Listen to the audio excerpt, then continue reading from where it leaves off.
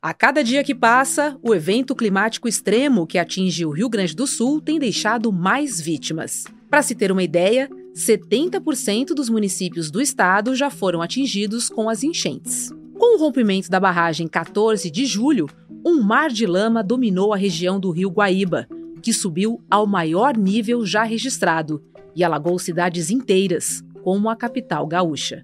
Em 2023, porém, a Prefeitura de Porto Alegre não investiu um centavo na prevenção contra enchentes.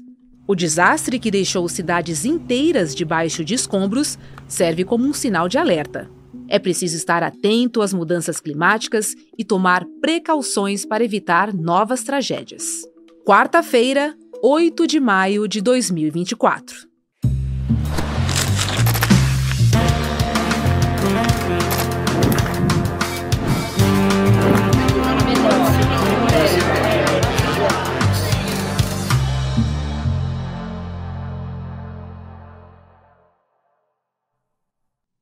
Olá, seja bem-vindo, bem-vinda e bem-vinde. Eu sou a Roberta Garcia e este é o videocast Em Detalhes.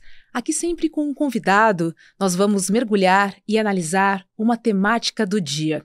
Hoje eu converso com Luciano Machado, que é engenheiro civil e especialista em geotecnia, sobre o que pode ser feito em termos de obras e ações concretas para que tragédias como essa que estamos vivenciando no Rio Grande do Sul não se repitam. Luciano, bom dia para você. O sistema de barreiras, da prevenção de enchentes na capital Porto Alegre foi construído na década de 60. As barragens em outras cidades também são antigas. E é claro que todas essas construções precisam ser modernizadas o quanto antes. E o evento extremo que temos agora comprova isso, né? Bom dia, Roberto. Obrigado pelo convite. É um prazer estar falando com vocês e ter essa oportunidade aqui de esclarecer o que pode ser feito do ponto de vista estrutural. É óbvio que agora o momento é de recolher os corpos, de dar apoio para as famílias, mas é importante a gente pensar na recuperação das estruturas antigas que precisam sim ser analisadas, ser verificadas. A gente sabe que tem alguns casos de rompimento, então essas barragens elas precisam ser verificadas, precisa ser feito um novo projeto de redimensionamento. Como você disse muito bem, a gente tem eventos extremos, as chuvas que eram consideradas no momento em que essas estruturas foram concebidas já não são mais parte da nossa realidade. O mundo todo vive hoje com a mudança climática e o que a gente está vendo, o que está acontecendo no Rio Grande do Sul, é parte dessa mudança, é parte de evento extremo e chuva cada vez mais violenta. Bom, nós vimos pontes desabando, barragens rompendo e muitos deslizamentos também, infelizmente. O que precisa ser feito de ordem prática agora para que, de fato, essas situações não se repitam, Luciano? Existe necessidade de conscientização. A gente precisa entender que esse tipo de evento ele vai ocorrer outras vezes. A gente vai ter eventos violentos acontecendo novamente. Tivemos intervalo de tempo para poder ser feito obras estruturantes no Sul. O Sul passou por um período de estiagem muito grande, em torno de 3 anos, tendo uma das maiores secas da região, e nada foi feito pensando que a chuva viria e que ela viria com tanta violência. O que a gente tem que olhar agora é para a situação do estado, para a situação das cidades, entender todas essas áreas que podem ser alagadas e pensar nisso quando for pensar na reconstrução. Muito lugar para ser reconstruído, muita estrutura para ser refeita e principalmente nas regiões onde você vai refazer a barragem. Você precisa pensar que a gente pode ter um evento dessa magnitude novamente. Agora, para que obras sejam feitas, e que pelo menos mitiguem, os impactos dos temporais, é preciso investimento. Até porque os eventos têm se tornado cada vez mais frequentes. Por outro lado, a tecnologia também evoluiu, para conter esses desastres climáticos. Mas a gente sente que há falta de investimento. Esse investimento não parece ser interessante para os governantes, porque falamos de obras aí de médio e longo prazo. Sim, é claro, Roberta, que a gente pode exemplos mundiais, mas eu acho que é possível a gente pensar em exemplo nacional também. Quando aconteceram os acidentes de Mariana, Brumadinho, Fundão, onde a gente teve ali tragédia humana, tragédia ambiental, e a gente olha hoje para o que são as obras de mineração, o que aconteceram com aquelas estruturas, e a gente não escuta mais falar na mídia, na mídia ampla, sobre essas obras, dá a impressão de que esse problema sumiu. E, na realidade, algumas atitudes foram tomadas para que a gente pudesse ter recuperação. A primeira coisa que mudou dentro da mineração foi a lei. Hoje é obrigado você ter sistema de monitoramento automatizado, hoje é obrigado que as empresas de mineração elas tenham sistema de evacuação, que elas tenham contingência no caso de um acidente, e isso precisa ser levado para dentro do poder público, precisa ser levado para dentro das cidades. A gente precisa ter essa alteração. Existe uma movimentação para que se mude essa lei, para que a gente tenha a área de risco sendo monitorada, mas ainda é algo em estudo, não existe nada de prático nesse sentido. Como você disse muito bem, é necessário que se tenha uma movimentação política, de implantação de política pública, para que as coisas possam mudar e para que essas obras possam sair e que possa ser monitorado também, para que a gente possa preservar a vida das pessoas. O que há de mais moderno em relação à tecnologia de prevenção de desastres climáticos, hein? O que a gente tem de dificuldade, Roberta, é de monitorar enquanto está chovendo. Então, o que se fazia e o que se faz muitas vezes quando a gente monitora alguma área é que um técnico vá até lá e veja o que está acontecendo, faça uma medição.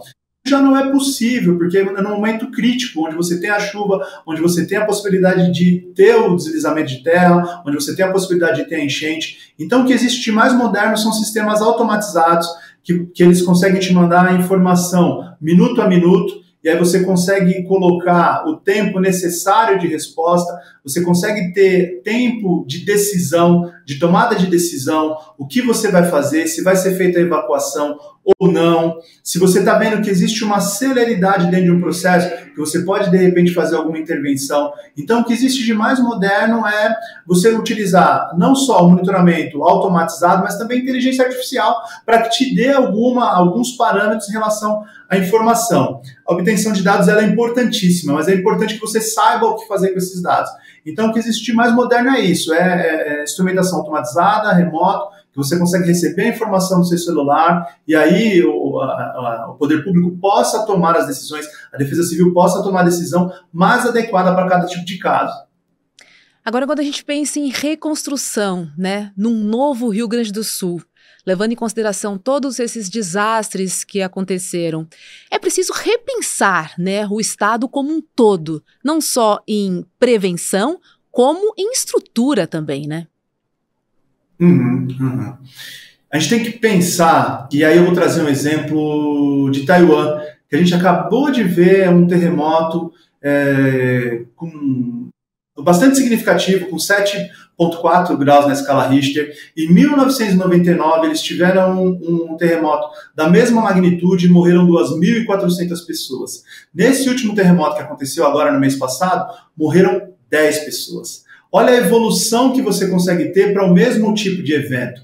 Eles aprenderam com a experiência do passado, eles mudaram não só a infraestrutura, mas também a estrutura dos prédios, a estrutura das residências, para que pudesse ser possível receber um outro evento dessa magnitude e que você não tivesse a morte de milhares de pessoas. Então é esse tipo de exemplo que a gente tem como reconstrução. O que a gente vai fazer se o Sul receber novamente uma chuva dessa? A gente vai conseguir colocar estruturas de retenção, a gente vai conseguir colocar bacias onde você consiga fazer com que essa água não chegue tão rápido aos rios. O que você vai fazer do ponto de vista desses rios ter um maior armazenamento de água? É todo esse tipo de infraestrutura que precisa ser pensado para o futuro, não só no Sul, mas também em outras regiões. Por um momento do fenômeno El Niño. E o que o El Niño faz? Ele traz uma quantidade muito grande de chuvas no Sul e seca no Norte. A gente está com seca no Norte. A previsão é que o Laninha volte no segundo semestre e a gente tem inversão disso. A gente vai ter muita chuva no Norte, no Nordeste e seca novamente no Sul. Eu acho que vai ser o momento do Sul poder pensar em refazer essas obras e refazer sua reconstrução, e eu não tenho certeza de que o Norte está se preparando para essas chuvas que possivelmente virão no segundo semestre. Então, acho que é olhar para esse tipo de informação, e o que eu estou dizendo aqui é público, né? Qualquer centro meteorológico tem essa informação, sabe da possibilidade do retorno do Laninha, do fim do El Ninho, e o que a gente está fazendo nesse sentido. Eu acho que é esse tipo de aprendizado que a gente precisa ter para poder reconstruir o nosso país e pensar nessa resiliência que a gente estava falando agora, né? Que a cidade ela possa passar por um evento desse e voltar à condição que ela tinha, ou resistir e poder estar mais próximo da condição que ela tinha para que a gente possa refazer a cidade, que é o que se fala de cidade inteligente, né? E a gente precisa usar esse recurso. Essa água que está no Rio Grande do Sul hoje, ela pode fazer falta daqui a pouco, né? Como teve uma seca muito grande, a gente pode ter de novo. Quanto tempo o Laninha vai ficar novamente atuando aqui no país? Da última vez foram 3 anos, foram 3 anos de seca no Sul. Então é esse tipo de pensamento, esse tipo de inteligência que a gente precisa ter, infraestrutura que a gente precisa ter, engenharia. Capacidade técnica o país tem, profissionais capazes de pensar nesse tipo de coisa a gente tem, agora a gente precisa fazer implementação dessas medidas. Luciano, você acredita que esse desastre que está acontecendo no sul do Brasil pode ser encarado como uma grande oportunidade para a gente repensar nas estruturas, repensar nas cidades, repensar na ocupação populacional como um projeto modelo, inclusive, para o Brasil? Olha, Roberta, eu trabalho nessa área há muitos anos e eu sempre comento que eu nunca vou me acostumar nessa fase que nós estamos agora, que é muito dolorida, de você dar apoio para as famílias. O Brasil, sem dúvida nenhuma, é um dos países que ele é mais solidário, as pessoas estão lá enviando mantimento, roupa, Pix. Então, assim, a oportunidade ela já aconteceu lá no passado, eu acho que a gente está atrasado. Essas pessoas, elas não precisavam ter morrido, né? Mas eu acho que, assim, quanto mais a gente demorar, mais tarde vai ficar. Eu acho que talvez, eu não sei se eu utilizaria o termo oportunidade, mas eu utilizaria o termo urgência. A gente tem agora a necessidade de urgência de mudar o que acontece no Brasil, de mudar o que acontece com as pessoas que moram em área de vulnerabilidade. Eu acho que essa chuva ela é sim mais democrática, as pessoas de maneira geral, de toda a classe social foram atingidas, mas sem dúvida nenhuma as que moram em comunidade, as que são mais pobres, são as que mais sofrem. Então a gente tem sim a necessidade de urgência de mudar e de reescrever a história do país. Eu acho que vai depender muito da forma que as esferas do poder público vão olhar para o que está acontecendo e entender que o que está acontecendo agora pode ocorrer novamente, porque se a gente ficar com a impressão de que foi um evento isolado, nada vai ser feito. A gente precisa entender que todo ano, todas as chuvas, e agora nós estamos no outono, nós não estamos nem no período de chuvas, né? É óbvio que o Sul está enfrentando esse efeito, como a gente disse já antes, do El Ninho, mas é importante a gente entender que cada vez mais a gente vai ter evento violento e a gente precisa se preparar para isso. É uma oportunidade do ponto de vista da urgência. A gente tem que utilizar essa gravidade que está acontecendo lá no Sul para mudar a nossa história. Você acha que a gente pode considerar como tragédia o que está acontecendo no Sul? Ou é algo anunciado? A gente já sabia da estrutura disponível e a gente não tomou nenhuma atitude para mitigar todo esse desastre? Roberto, é como eu estou te falando, né? A gente já sabe que a gente vai ter chuva no segundo semestre no norte, né? E que a gente deve ter seca no sul. Então, quando a gente já sabe de um evento, é uma tragédia anunciada, né? É uma tragédia anunciada. Se a gente não mudar, se a gente não fizer estudos, alternativas e implementar mudanças, é sim uma tragédia, porque a quantidade de mortes é algo irreparável, que valor que tem, quando a gente pode mensurar o valor de uma vida, mas sem dúvida nenhuma é possível fazer algo diferente em relação ao que aconteceu no passado. Já é um evento que a gente teve lá em 1941, um evento que teve uma magnitude bastante semelhante, né? É óbvio que agora é menor, essa quantidade de chuva ninguém tinha a capacidade de prever, né? Sabia-se que ia chover, sabia que ia chover muito, mas não nessa quantidade de minutos de chuva que está sendo. Mas ela pode acontecer de novo. Então, eu acho que é uma tragédia sim, mas anunciada. E, Luciano, quais são as principais ferramentas ou até sistemas de alertas utilizados para avisar a população sobre os desastres climáticos no Brasil? O que a gente tem hoje, hein? A gente tem uma série de instrumentos A gente tem instrumentos de inclinometria, a gente tem instrumento de pisometria, que você consegue medir movimentação de solo, que você consegue medir enchente. E a gente pensar, Roberta, nos equipamentos de última geração que existem, fazer a implementação deles, mas se a gente não tiver a conscientização da população, a população vai precisar estar ciente do tipo de alerta que vai ser dado, o que ela vai fazer no momento que esse alerta for dado. Você precisa de treinamento, a Defesa Civil precisa preparar a população para um caso como esse. O que a população vai fazer quando o alerta for dado? Porque senão você vai instalar esses instrumentos de última geração, esses equipamentos de última geração, e você não vai ter o resultado efetivo na prevenção e na qualidade de vida das pessoas. Então, são várias ações que precisam ser tomadas além da tecnologia disponível. A tecnologia que a gente dispõe aqui no Brasil, como eu disse, na mineração, ela é de última geração, é o que se usa de melhor no mundo, só que num setor que é um setor bastante rico, né, que é o setor da mineração. A gente precisa trazer para a população das cidades, a população que estão aí nas regiões de vulnerabilidade, esse tipo de tecnologia, e essa população precisa estar ciente e treinada do que fazer no momento que algo desse tipo acontecer. E quais seriam os alertas mais comuns para a gente comunicar à população? A gente já tem alerta de chuva, né? Eu acho que se tem uma coisa que a gente faz bem, são os radares meteorológicos. A gente consegue prever que a gente vai ter chuvas fora do padrão, né? Uma quantidade de milímetros de chuva que pode trazer algum tipo de problema.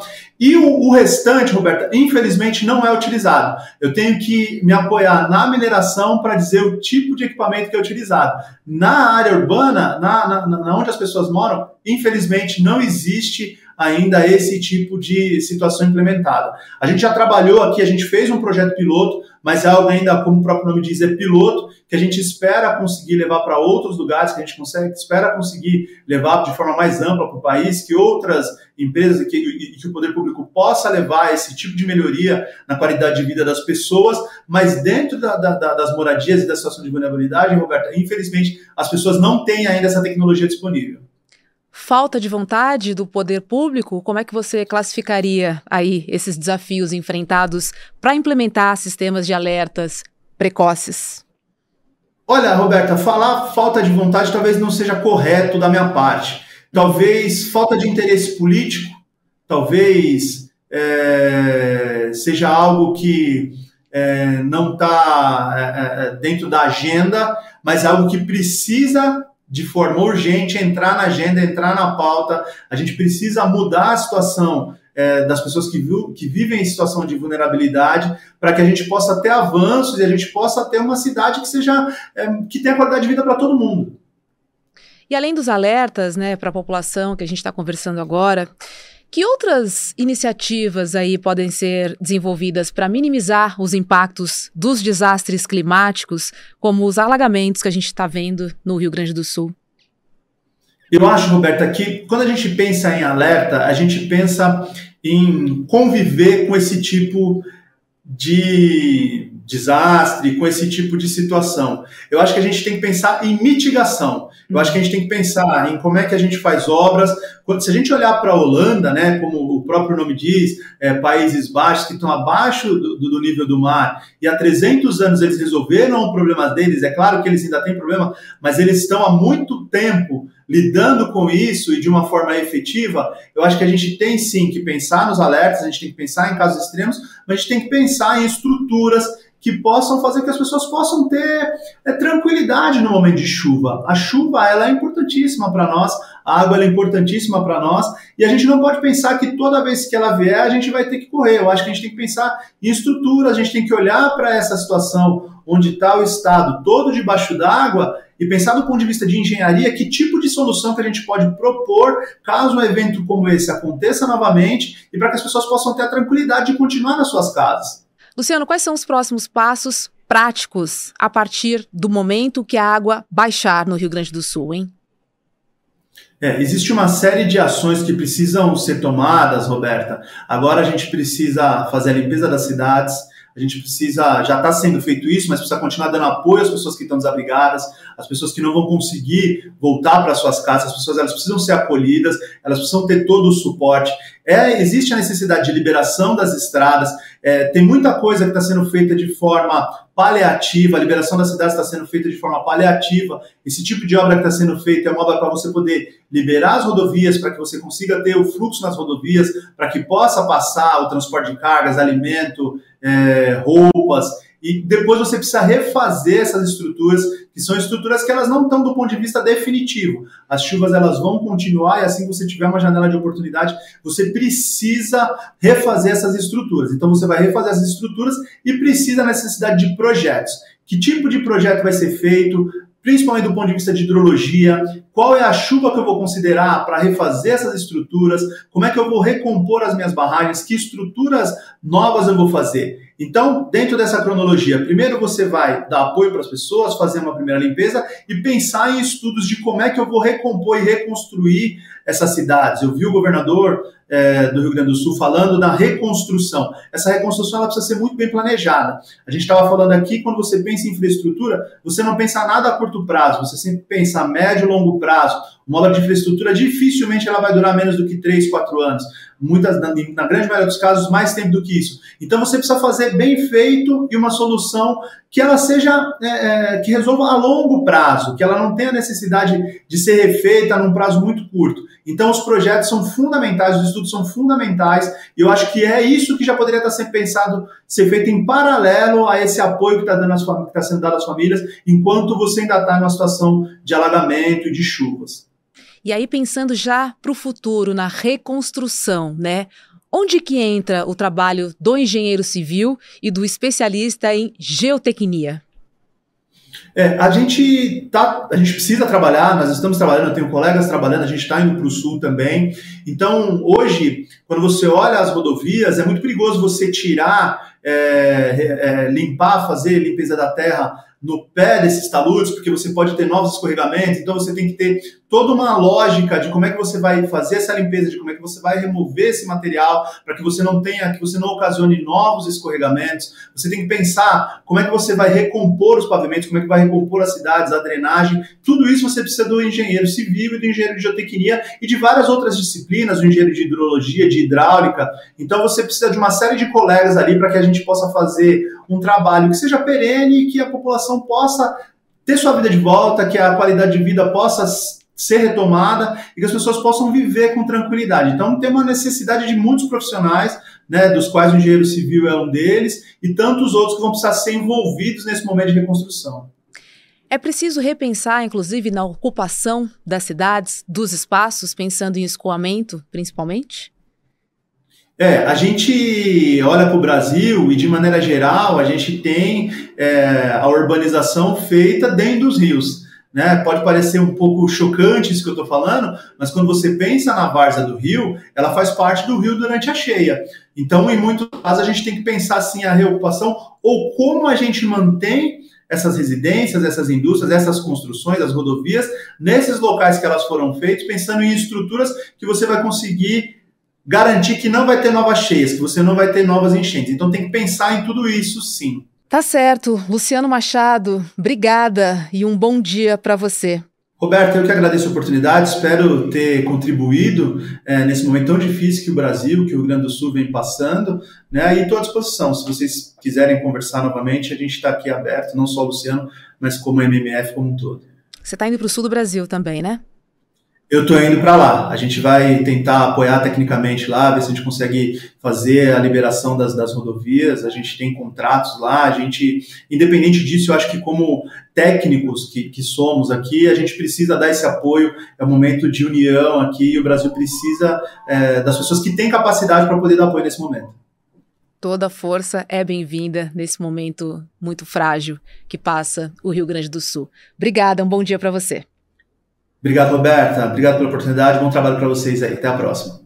Gente, falta um diazinho só para o webinário Investidor Mestre 2.0. Tudo o que você precisa saber para investir com segurança e rentabilidade. Nos últimos anos, o Investidor Mestre ajudou mais de 50 mil alunos a investir com sabedoria, com segurança. Então não perca a aula online, aberta e gratuita, que vai acontecer na quinta-feira, dia 9 de maio, às 8 horas da noite, nos canais do ICL. Nessa aula, você vai descobrir como construir um portfólio seguro e também rentável, as maiores armadilhas aí dos investimentos, estratégias comprovadas para diversos mercados, insights sobre economia global e o seu impacto nos investimentos, e também técnicas para gerir riscos e melhorar os seus rendimentos. Então, é amanhã, aula online, aberta e gratuita, com o Eduardo Moreira. Tudo o que você precisa saber para investir com segurança e rentabilidade. Para se inscrever, é só acessar emdetalhesicl.com.br. É isso aí. Olha, o videocast Em Detalhes fica por aqui. Para você que nos acompanha pelo YouTube, na sequência tem ICL Mercado e Investimentos, com Débora Maganha e André Campedelli. E logo mais, às 6 horas da noite, tem ICL Notícias, segunda edição. Obrigada. Tchau, tchau. É amanhã, turma, a nossa aula, tudo o que você precisa saber para investir com segurança e rentabilidade. Uma aula onde até quem não sabe nada de finanças, que morre de medo dessa história, vai poder aprender como lidar melhor com o dinheiro, lidar melhor com uma poupança, que não quer dizer caderneta de poupança. Eu te ensino isso na aula também. Pode te ajudar a construir patrimônio ao longo da vida. Se não está inscrito ou inscrita, se inscreve agora, é de graça participar. Amanhã, 8 horas da noite no horário de Brasília.